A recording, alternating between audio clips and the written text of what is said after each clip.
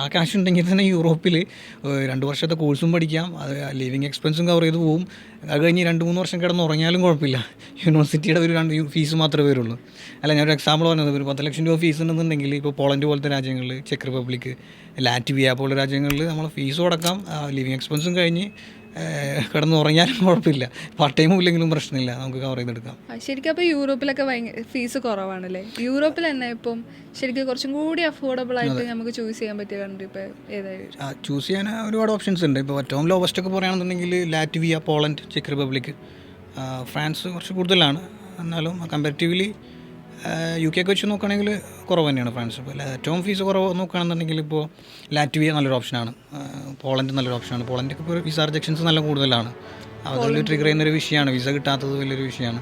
Latvia അത്യാവശ്യം visa rejections ഒക്കെ കുറവുള്ളതാണ്. അപ്പോൾ അതും കൂടെ നോക്കണമല്ലോ. ലോ റേറ്റ് മാത്രം നോക്കി ഓപ്റ്റ് ചെയ്ത് നമ്മൾ സമയം കുറേ പോകും. കുറേ കുട്ടികൾ ഡെഫർ ആവുന്നുണ്ട്, യൂണിവേഴ്സിറ്റി സൈഡിൽ നിന്നും ആവുന്നുണ്ട്, വിസ റിജക്ഷനും കൊണ്ടാവുന്നുണ്ട്. ഇത് 1-2 വർഷം ലോ ഫീസ് നോക്കിയിരുന്നു കഴിഞ്ഞാൽ പ്രശ്നമാണ്. വിസ സൈഡിൽ വരുമ്പോൾ അത് വിസ അപ്രൂവലുള്ള കൺട്രിയും കൂടെ ചൂസ് ചെയ്യണ്ടേ.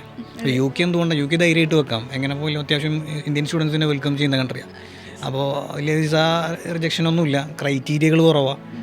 ചിലപ്പോൾ 1 മാസമൊക്കെ ഷോമണി ഇട്ട് കഴിഞ്ഞാൽ ചിലപ്പോൾ നിങ്ങൾക്ക് വിസ അപ്രൂവൽ ഉണ്ടാവും, ശരിയല്ലേ? അപ്പോൾ അതുപോലെയല്ല, യൂറോപ്പ് കുറച്ച് ക്രൈറ്റീരിയ കൂടുതലാണ്, പക്ഷേ ഫീസ് കുറവാണ്. ഇപ്പോൾ ഏകദേശം നമ്മൾ ബാംഗ്ലൂർ, ചെന്നൈയിലൊക്കെ പഠിക്കുന്ന ഒരു ഫീസ് ഉണ്ടല്ലോ, ഇപ്പോൾ എനിക്ക് തോന്നുന്നു 3 ലക്ഷം രൂപയൊക്കെ വരെയൊക്കെ ബാംഗ്ലൂരിൽ പോയി പഠിക്കുന്നുണ്ട് MBA ഒക്കെ. അത് വെച്ച് നോക്കുമ്പോൾ അതിനേക്കാൾ കുറവ് ഫീസ് പഠിക്കാൻ പറ്റും.